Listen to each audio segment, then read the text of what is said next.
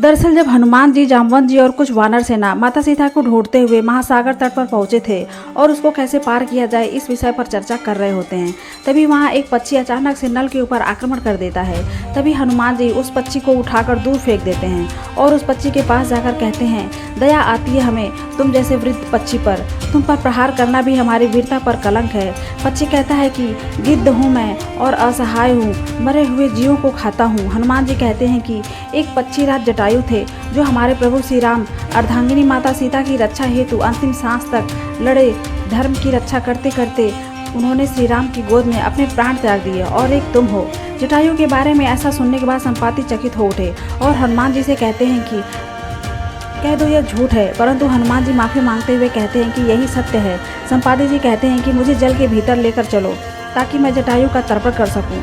फिर संपाति जी जटायु का तर्पण करते हैं। हनुमान जी संपाति से पूछते हैं कि तुम कैसे जानते हो जटायु को। संपाति बताते हैं कि वह मेरा अनुज था, हमारा प्रेम निस्वार्थ था, एक साथ आकाश की ऊंचाइयों पर भ्रमण किया करते थे। हम एक दिन सूरज तक पहुंचने की स्पर्धा में जटायु आगे निकल चुका था और सूरज की तेज से जटायु के पंख जलने लगे। अपने भाई को बचाने के लिए मैंने सारी ऊर्जा लगा दी, उसके पास जाकर अपने पंखों से उसे छाया दी, इसी कारण मेरे पंख जल गए और मैं नीचे गिर गया। हम दोनों भाई बिछड़ गए, किंतु भाग्य का खेल देखिए, मैं इस महासागर में आ गिरा। तब से यहीं इसी स्थान पर रहता हूँ, पंखों के जल जाने के कारण आखिर नहीं कर सकता।